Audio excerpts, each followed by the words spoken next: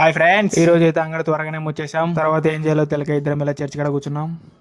ఏమిరా బాలరాజు, ఏమిరా ఉపయోగం దేశానికి నీ వల్ల?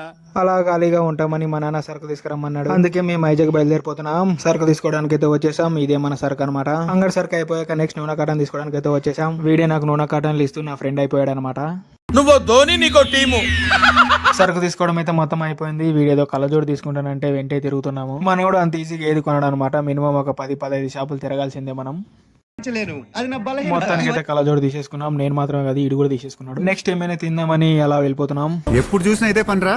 మనోడికి మామూలు షాపులు నచ్చావన్నమాట. అందుకే దీన్ని తీసుకొచ్చేసాం. మాత్రం ఎక్కువ ఆపుకోలేడు. మనోడు ఎక్కడికి వెళ్ళిన ఆటిట్యూడ్ తోనే ఉంటాడు. అదేదో రెస్టారెంట్ ఓనర్ ఈడే అనేటట్టుగా.